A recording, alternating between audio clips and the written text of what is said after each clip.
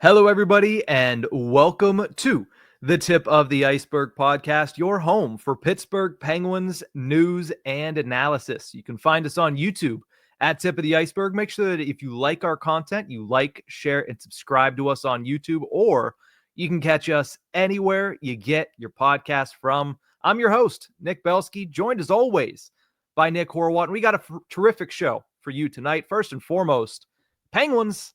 They might be getting a big name back in the lineup in the next week or so. Then we'll dive into another edition of What's More Likely, because everybody enjoyed that last Thursday. And then we will close out the show with a listener question on the future of the Penguins goaltending situation. Let's get started on the Tip of the Ice-Burgh.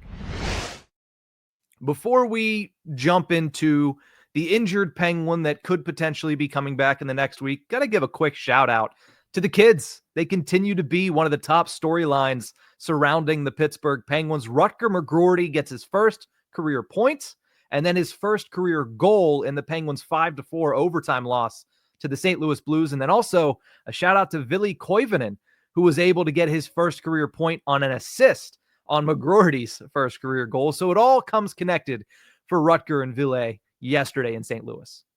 It was good. It's good stuff. That's the type of early production you want to see. A good clutch goal from Rutger McGroarty to force overtime, and great assist from Koivunen. Just all around good start for those two in their still early in their career. I'm trying to remember what game number it was, but I can't off the top of my head. But it's all positives. I know the Penguins are trying to lose, but they're not trying to lose. Maybe I shouldn't say that. The Penguins aren't in any position to win, but seeing those two come up and be productive almost right away and at least be threats, and were both put out there in overtime, which I found a little surprising, but the Penguins also don't have the personnel to not put them out. So putting them out in those late game situations with the goalie pulled and in overtime shows the kind of faith that this coaching staff is already putting into these two kids. So hats off to them. Great stuff, and way more to come in the future. Honestly, the future for the Pittsburgh Penguins is super exciting, albeit a little underrated. They need to hit on most of these guys. Yeah, and it's been a good start. That was Rutger McGroarty's fifth career game. He gets a multi-point game, and it was Ville Koivunen's second career game, of course, making his NHL debut on Sunday against the Ottawa Senators. But it's not just the overtime. I think that's what I like the most about what the Penguins are doing with these guys, because for a long time, I mean, Jason Spezza was talking about it.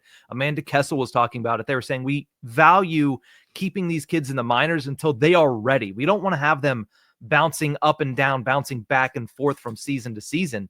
So giving them this opportunity late means that they really think that it is time for them to get these NHL minutes, and they're getting very considerable minutes. I mean, Rutger McGroarty playing a lot of penalty kill yesterday, or playing some penalty kill yesterday. Ville Koivunen playing top power play minutes. These guys were out there with a 1-goal deficit in the last minute of the game. As you mentioned, they're in there in overtime as well. So very valuable experience for two guys that could be very important to this turnaround. If you want to make it a quick turnaround, getting these two, who are the closest to NHL ready to be able to hit and be playmakers at a young age, would be huge for the Penguins. Again, it's just 2 points for Rutger. It's just 1 point for Ville. But at the same time, it is a nice step forward for two young guys that the Penguins are going to be counting on next year. And before we move over to the next topic, I do want to just say, man, I love Bryan Rust. I really do. I mean, if you watch that goal from Rutger McGroarty and you watch the reaction from Bryan Rust, and then, of course, Ville Koivunen was also mic'd up so you can hear the reaction. Bryan Rust is everything you want to have in a leader for an NHL franchise. And that just further cements the fact to me that he is not going to go anywhere. I mean, obviously, the in-game stuff needs to continue to follow to warrant keeping a guy with $5 million over the age of 30. But he scored his 27th goal of the season yesterday, and that was to open up the game. But then you see the excitement. You see, in that mic'd up, every word that Bryan Rust said had to be bleeped out. Now, Crosby just said, hey, attaboy, nice play. But Bryan Rust is showing you why he has that A on his chest, and why, if it wasn't for three living legends of the organization, he would have had that A on his chest for the past 5+ years. Saw a weird tweet going around the maybe it was last week or so, that said Brian Rust to be the future captain of this team. Let's not go overboard now.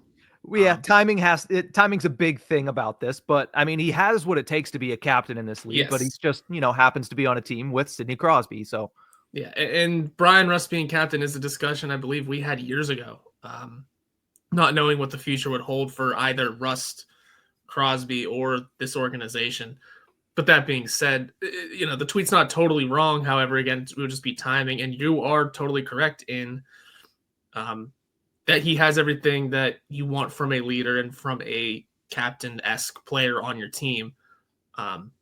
Crosby just does it in the quieter way, and I think that was I believe that was what everyone was talking about out of Four Nations, or John Cooper was mentioning it. I could be getting it wrong. He said he was either very quiet about his leadership or the exact opposite. I don't remember the exact quote, but John Cooper praised Sidney Crosby's captaincy. And we all know what kind of leader Brian Rust is, and we see it time and time again.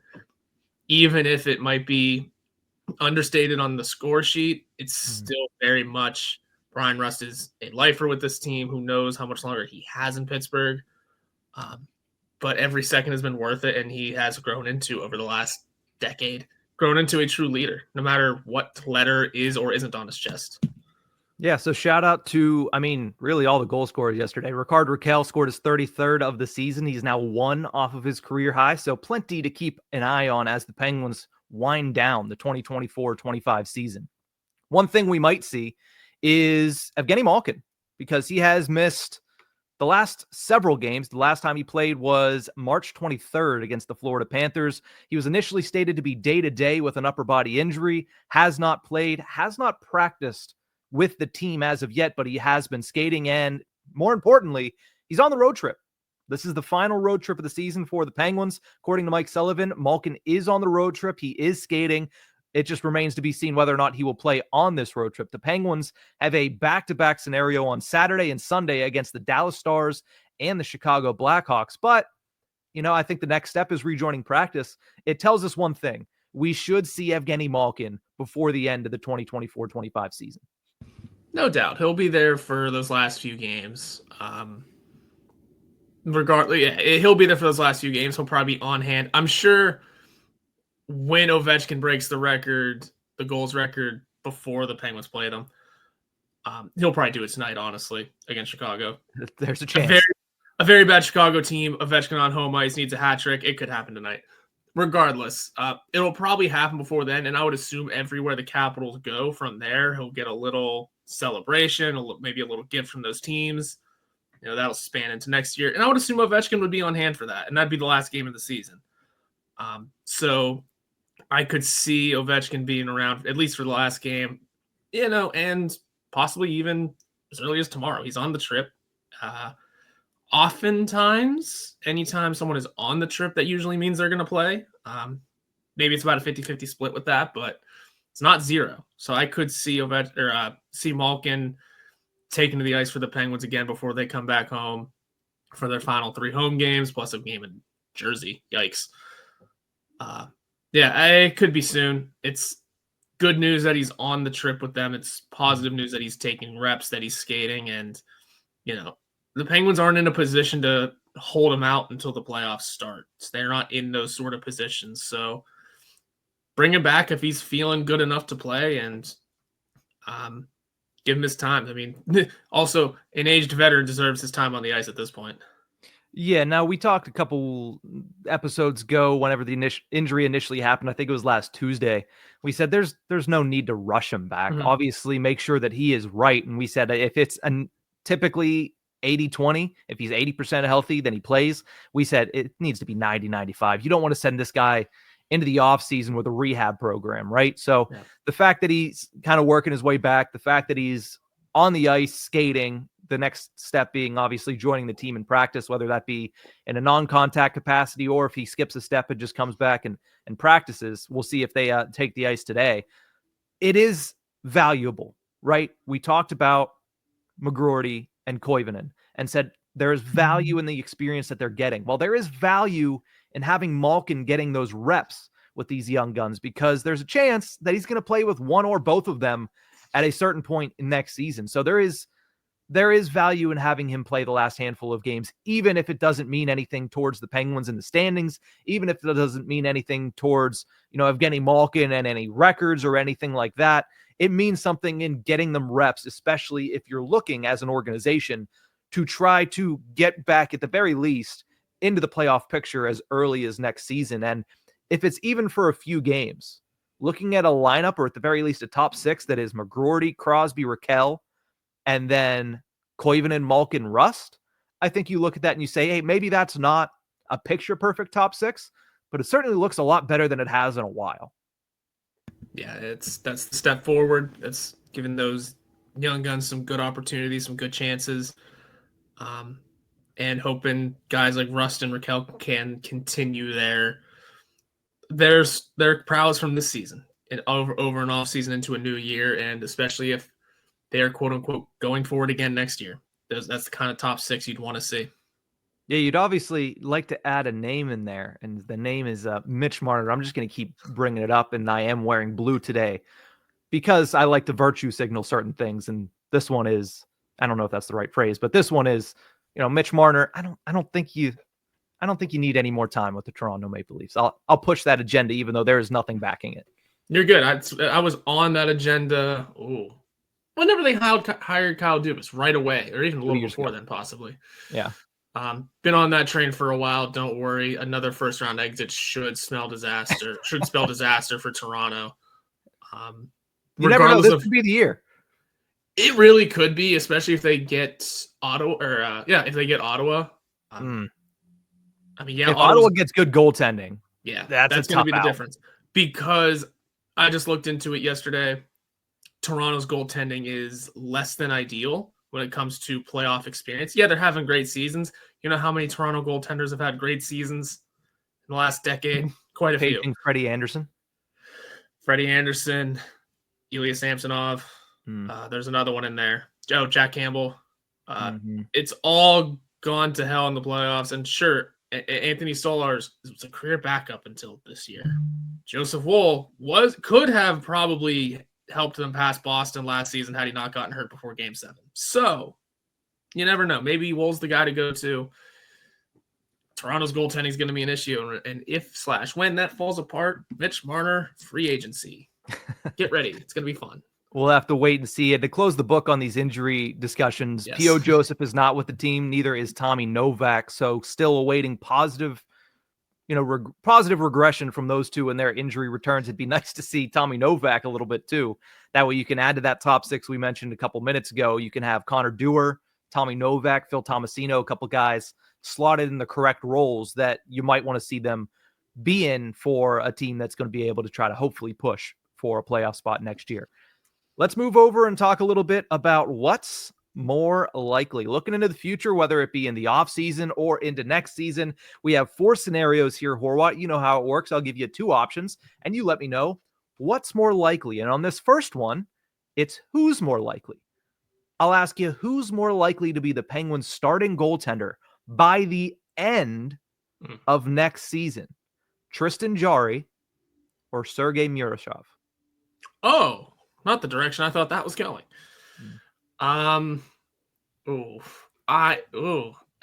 Tristan Jarry, I think still. I know that would come with a whole offseason of trade speculation and then a whole trade deadline of trade speculation probably. I just think the Penguins are going to want to take their time with Murashov and make sure he is completely ready for starting roles. If they bring him up and he's a backup next year, maybe with Joe Blomqvist, at the end of next season, I could see that happening as well. I do think it's going to take some time before they really give full-time starting time to Murashov. That's just my thought. So I would say at this particular moment, even with the amount of trade speculation that I am completely kicking to the side, Tristan Jarry is the more likely starter at the end of next season. Yeah, you look at that, and there obviously is the trade speculation. There is the talk around Tristan Jarry. That means he would have to survive not just the offseason, but next year's trade deadline as well. Mm-hmm. And if he plays the way that he's played, obviously he's had a couple of games where it hasn't gone so well, and he's been pulled since he got recalled from Wilkes-Barre the second time. He has had, for the most part, pretty strong outings. I mean, you look at last night, I think most of those goals, I would place blame directly on the defense. Yeah, you could use a save here and there from Tristan Jarry, but I don't think anything from last night points to his, arrow being tilted in the opposite direction. I think his arrow's been firmly in the positive direction since he came back up. So maybe, just maybe, he can carry that into next season. And with only 2 full years left of that contract, maybe they're able to offload that, or maybe they want to retain a little bit, or maybe they use one of their copious amounts of draft picks to be able to offload Tristan Jarry and kind of get a fresh slate. And we'll talk about that more a little bit later. Whereas Sergei Murashov has just skyrocketed and passed certain benchmarks faster than everybody expected. So would it be surprising if he continued to do that? And all of a sudden, by the end of next season, we're talking about after whatever we see in the AHL playoffs here, after what we see in, it would have to be a very solid summer, including training camp, including maybe the Prospects Challenge. Who knows? Maybe he's already aged out of that one. We'd have to see him continue the momentum that he's had and continue to do everything that he's done in this past year, which is look so much further along than we expected. We didn't expect him to come over to North America this year. We all said, oh, that's a nice treat. That's nice. We'll get to see him. And then we said, oh, he's going to start in the ECHL, but he's really good. He should do well there. And then he does so well there. And then he comes up to the AHL and he sets organizational records in the AHL. Now, of course, he's only played 11 games, so there's still time that needs to be factored in this. But by the end of next season, if he plays another 50 games in the AHL, do I think there's a chance that he gets brought up? Yeah, I'd say there's a chance he gets brought up. But what's more likely is the question. That's a tough one. Because again, I don't know the market for Tristan Jarry. I don't know if there's an NHL franchise out there that says, this guy has shown flashes and our defense is much better than the Swiss cheese that's in Pittsburgh right now. So maybe if we put him behind a good defense, he looks good. He looks better. He looks worth $5 million for the next 2 years, 3 years. I'll say what's more likely, Sergei Murashov. Okay. Because this kid has surpassed all of my expectations in the past year. What's to say he won't do it in the next year? So I'll go with Sergei Murashov in this one. Let's go to the next. What's more likely here? Sidney Crosby scores 100 points in 2025, which would be the first time he hit that benchmark since 2018-19 in a single season. Or Evgeni Malkin scores 70 points, which would be the first time he hit that benchmark since the 2022-23 season. Last year, he finished with 67, so 3 shy of it. This year, of course, dealing with a lot of injuries. He's about 15 games shy of a full season at this point, 46 on the year. I'll go with the Malkin one.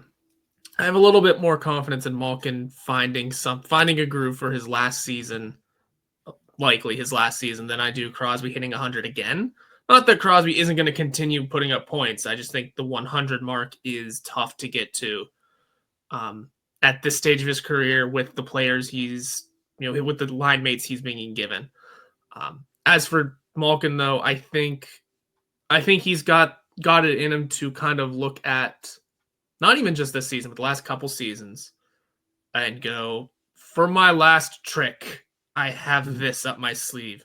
For his last trip around the NHL, again, likely his last trip around the NHL, why not pop off? And again, it doesn't have to be a point per game season. It doesn't have to be that 100-point season, but just notching 70 and surpassing it a little bit, maybe pushing a point per game. Why not? I think he has that left in him because he'll have hopefully a healthy offseason, the time to rest and recuperate and get himself ready for that one last run. Mm-hmm. There's something about Russians, man. They may age. We've seen it from a couple of them, but something about Ovechkin right now is telling me Malkin can emulate something like that. Ovechkin's 39, about to break the goals record. Like I just said, could do it in a hat trick tonight. Again, Malkin may not be chasing records, but he's looking for one last playoff push, one last run at the cup. Why not see him flip the switch one last time in just the most dramatic Malkin fashion of all time? Mm-hmm. Yeah, now he has to stay healthy. I don't think he puts up 70 points if he doesn't play 82 games. But if he can stay healthy, and maybe not 82, maybe 79, but if he can stay healthy, I would go with Evgeni Malkin on this as well. You have to imagine, you mentioned line mates for Crosby.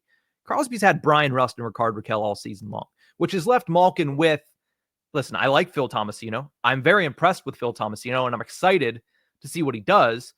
But he got Phil Tomasino for 3-4 weeks. He had Michael Bunting off and on. He had Connor Dewar for a couple of games, if I'm not mistaken. He had, I'm struggling to remember because Pittsburgh has been a revolving door of forwards all season when it comes to coming into the lineup, getting out of the lineup, being traded away. Lars Eller was on this guy's line for a minute. Do we remember that he was even part of this team at some point this season? Drew O'Connor may have been up there. Cody Glass was on his line at some point. So, like, the amount of line mates that he's had, yeah, it's going to affect his overall goal scoring, not to mention the fact that he was taken off of the top power play unit, which is going to affect his goal scoring, not to mention the fact that he's dealt with injuries, which is going to affect his point scoring. So having 46 is a little bit of a disappointment. And yes, some of that regression is likely due to Evgeni Malkin getting older. It's bound to happen. But I still feel, like you mentioned, with that potentially being his last season next year, if he plays a full season and if he gets good line mates, consistent line mates, I think he could score the 70 points, especially because we get to this time of year next year. If they're fighting for a playoff spot and he's like, what do I have to lose? And he just goes balls to the wall, act like Evgeni Malkin might not turn back the clock and be 2011 Malkin. If not for a whole game, for flashes and sequences and shifts. And when he does that, he can still be one of the more dangerous players in the entire National Hockey League. So while I wouldn't count Sidney Crosby out and being able to do that, I think Evgeni Malkin getting to the 70 plateau, especially because he was 3 shy of it last year, if he can stay healthy, I feel like that's more likely of the two. Mm-hmm. Yeah, that's why I said it might even push 80 to 82. Why not? Why not? Indeed. Speaking of Evgeni Malkin, this next one has a hint of him in the wrong direction. What's more likely, Horwat? Tommy Novak supplants Evgeni Malkin as the 2C at some point next season, or Rutger McGroarty and Ville Koivunen both stick in the top 6 for next year? Considering what we just talked about, I'm going to have to go with the kids staying in their positions next season. Mm-hmm. Part of Malkin's resurgence, by the way, could be just a move to the wing. Just going to throw that out there. That could be part of his new production. But for what it's worth, I think that's Malkin's position to lose, and it's unlikely that he does it, even if he is struggling a little bit. So I could say the more likely outcome is Koivunen and McGroarty maintaining their top 6 roles into next season and producing well. If they finish off this season the way they already have, they absolutely could. Those could be their spots all through next season. Yeah. Now, again, the semantics of it all is Tommy Novak bumps Malkin out of 2C. Evgeni Malkin could do what we saw him do this year. Move to wing and play with Crosby. And you see Malkin, Crosby, Raquel, and then Rust goes down with Novak and whoever's on the left side. I don't know. It's hard to tell whenever we have an entire offseason, but there are different ways that Evgeni Malkin might not be in that 2C spot. That doesn't necessarily include Tommy Novak being the one that takes it from him. So with that in mind, I agree. I think McGroarty and Koivunen, although that one is, again, both of these not likely scenarios by any stance of the word, because I think you look at next season, yeah, there's a chance the Penguins make a big swing and bring in a big top 6 name. And if they do that and still have Malkin and still have Crosby and still have Ricard Raquel and Brian Rust, it's going to be hard for these kids to push through that. Now, of course, I do think there's going to be chances and opportunities given, but to stick in the top 6 the entire season for a Penguins team that has been looking desperately for the past almost decade since those cup runs for consistent bottom 6 scoring, I think that's where they might look at for guys like Koivunen, guys like McGroarty, guys like Sam Poulin, who is, again, with these guys absent, has moved up the Wilkes-Barre lineup and is starting to put in points again. They might rely on him as a solid 4th-line contributor next season. So for both of them to stick in the top 6, I think that's just a little bit more unrealistic for all of next season. Tommy Novak bumping Malkin out, I guess I'll go with that, even though I still see that as something that's less likely. Let's finish off this segment with one that, this is probably the hardest one I've told you in 2 weeks right now. What's more likely to happen first? The Penguins get a new head coach, or Kris Letang is traded away from Pittsburgh? I'll go Kris Letang. I'll go with Kris Letang. I can remember, this is a random thought. I can remember asking, we were on with the guys from around the 412, and I think the Steelers had just hired Mike Sullivan as the quarterback's coach. Mm-hmm. And I think one of my random questions was which Mike Sullivan gets fired first or leaves town first. And their answer was the quarterback's coach. And you'd have to tell me, did that happen yet? No, he's still there. He's still there? I think he's the assistant quarterbacks coach. There's 2 quarterbacks coaches right now because they hired Tom Arth, but okay. Besides the point. Yeah, so that fight is still on. That being said, Pittsburgh, or the Penguins organization, they really like Mike Sullivan. They like what he can do. I still really like Mike Sullivan in terms of can be a good coach, give him good players, seems like an awesome dude in general, just saying that. And I feel like I'll keep backing him. I get the idea of there might need to be change with the coaching pool here. I understand that. I don't know if the Penguins organization understands that, or at least I don't know if they want to understand that for decent enough reason. Again, he is one of the top coaches in the league, just hasn't had a great set of players. The Kris Letang of it all is very interesting because I don't know where he stands in the organization. The trade deadline talk, I mean, there was no trade deadline talk around him, but a lot of the conversations that guys like Josh Yohe and Rob Rossi were having leading up to the trade deadline was it's uncertain if Letang legitimately finishes his career in Pittsburgh. He's got a lot of term left still, and that Montreal team could use a good veteran to lead them in terms of just being an elder statesman, being a champion. And that will be the only team I connect him to just because it makes the most sense.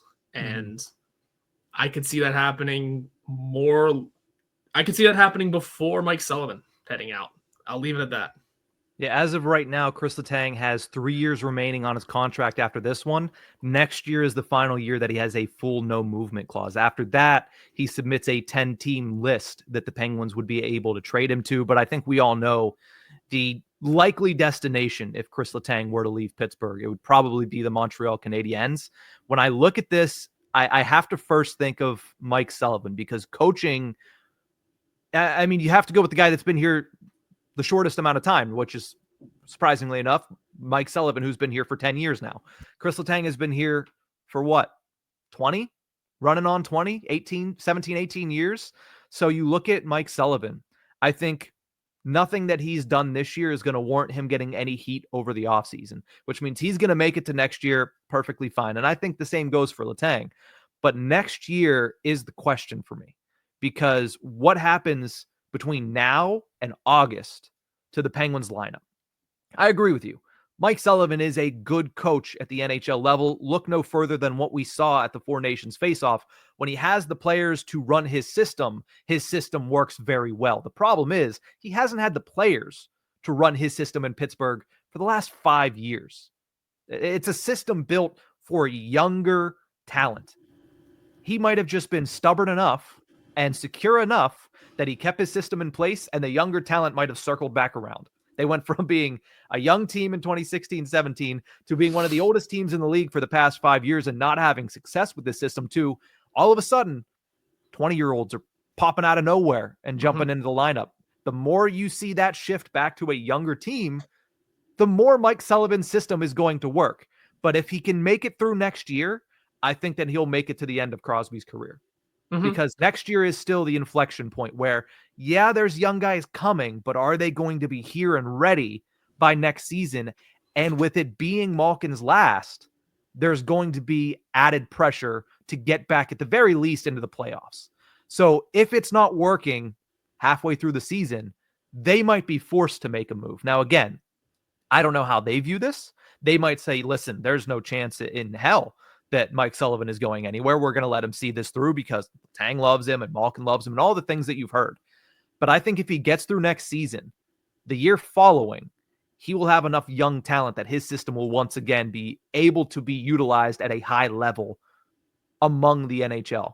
So next year's the big year. If Sullivan gets through that, then my answer is Letang. But the question is, I'm not sure if Sullivan gets through that with the added pressure, the added expectations of Geno's last year, and whatever we're going to see this offseason, because Josh Yohe said it in The Athletic, and I think everybody is well aware. Pens have 11 draft picks this year. They're not picking 11 players. So what do they do with that, plus the crazy amounts of cap space that they're going to have to play with this summer? That's going to change the expectations, and if he falls short of those, that's when I think the heat gets turned up. So I'm going to say what's more likely to happen first as we stand here today, Sullivan. Letang is not that far off, though, because he has been all types of awful in recent months. And I don't need to go into it deeply, but I mean, he is second among Penguins defensemen in ice time at 5-on-5. There's 9 Penguins that have played 5-on-5 ice time since the Four Nations. He's 8th in shot attempts percentage, 9th in expected goals percentage, 7th in expected goals allowed per 60, and 8th in scoring chances allowed per 60. He is one of the worst defensemen on the Penguins since Four Nations, and it's not particularly close. And that's underlying numbers. The eye test tells you the same thing. There's days where the effort doesn't look right. There's days where the mental doesn't look right, and he's all over the place. There's days where he takes awful penalties. The one last night in overtime was not one of them. That was a horrific call. That's not on Letang. But a lot of the other stuff we've seen is on Letang. So while I think the answer to this question is Sullivan, Letang is certainly not sitting pretty with the Penguins organization where it stands right now and where his performance is, especially with 3 years left on that contract. Yeah, the 3 years thing is pretty tough. If it's worth anything, Letang's contract does run longer than Mike Sullivan's. At bare minimum, I don't see the Penguins extending Mike Sullivan early. Ahead of time. Yeah. Yeah. Well, it's especially considering Ron Hextall did it 2 years in advance. This is the first season of that deal. We have to remember that. This year right here is the first year of that. Forgot all about that. And for what it's worth, Lane Hudson's a left shot defenseman. Pairing him with Kris Letang would be so much fun on a power play. Yes and no, because we said the same thing about Letang and Karlsson. That has never worked. That's 2 right shots, though. I mean, yeah, that's true. I don't know. I think we're at the point now where if Letang goes anywhere, he's going somewhere as a second or third pairing defenseman. That's why I said power play. I mean, you're right about that when it comes to they're not going to share 5-on-5 time. There's no way. Montreal does not have enough defensive forwards to cover for that. Jake Evans can only do so much. But those 2 on a power play, they both feed. They will both feed Cole Caulfield, Nick Suzuki, and forgetting it, Juraj Slafkovsky. Yeah. That sounds scary to me in a couple years. Yeah, we'll see what ends up happening with Kris Letang. Again, this is a guy that the fitness is probably not the issue, right? Like of all the players on the Penguins, of all the aging players on the Penguins, he's probably in the best shape of all of them. Mm-hmm. So it's not that. So whatever it is, if he can figure it out, he could probably return to being a fairly decent player, but he just hasn't been that in the last couple of months. And I don't know if it's mental. I don't know if it's who he's playing with, because him and Grzelcyk together is just not a pairing that works. And he's had a revolving door. It's kind of a similar conversation that we have with Malkin. I don't know. Maybe it's wrong of me to have a little bit more leeway with Malkin than I do with Letang. But I also just think the bottom has fallen out on Letang's performance more so than it has on Evgeni Malkin's. And more of that is mental than anything. I think Malkin has played mentally fairly solid season. I think mentally Letang, which always has been a bugaboo of his, is there's always times where he's out of position. And in the past, it's, hey, you take the good with the bad, because whenever he is on, he's extremely good.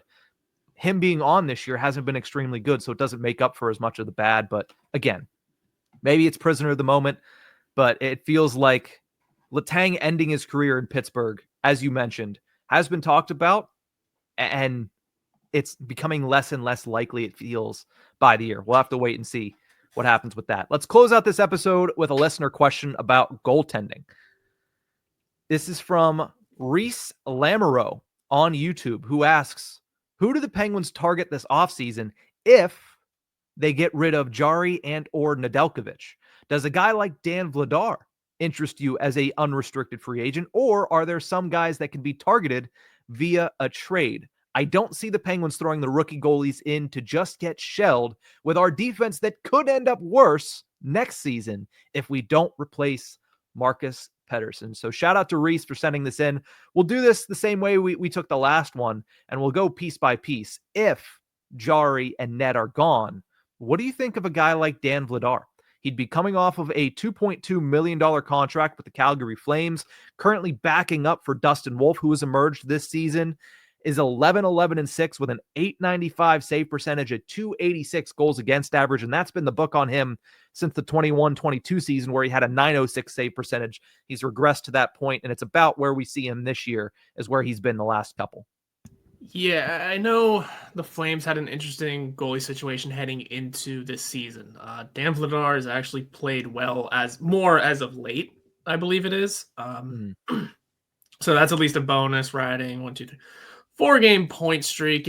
He got the no decision in that big loss to Toronto. I would, as a backup option, I don't hate it. I think as a backup option, you take most goalies. And Dan Vladar is definitely near the top of that list. Mm-hmm. I mean, he'd come in, he'd work for cheap.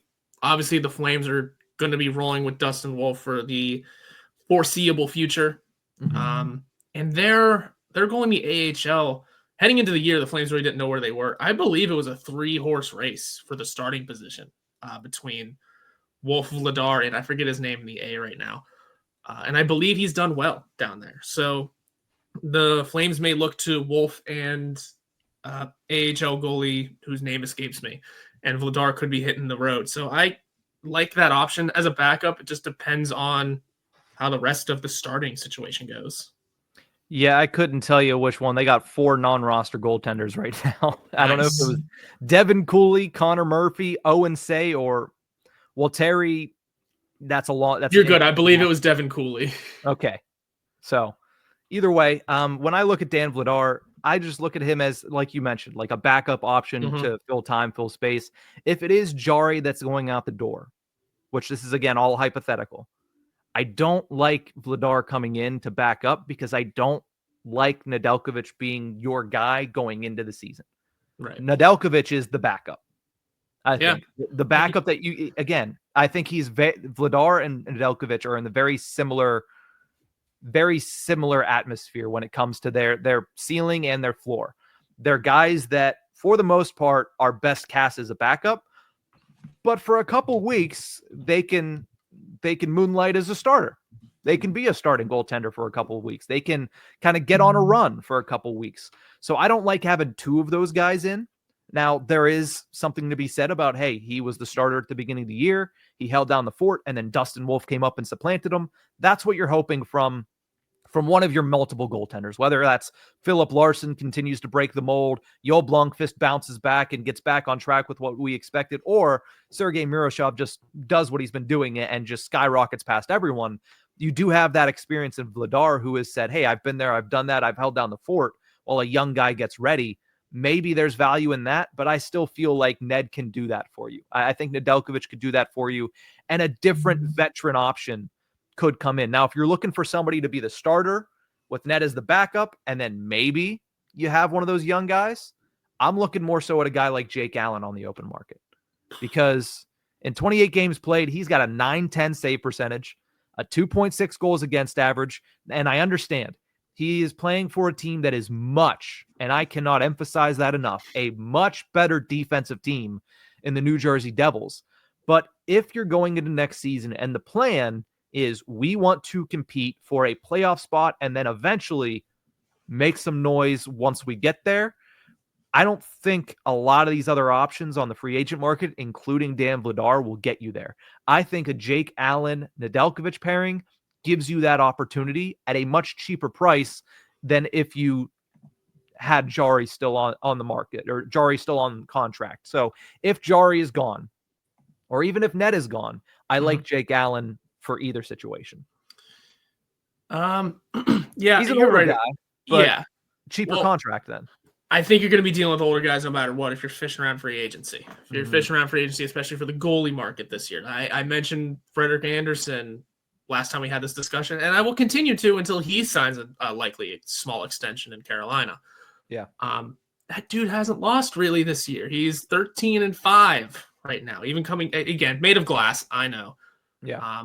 But I believe has come back from injury, I think it was, and hasn't lost yet, or is at least since a certain date has the best record in the NHL. He's riding a 7-game winning streak, I think it is.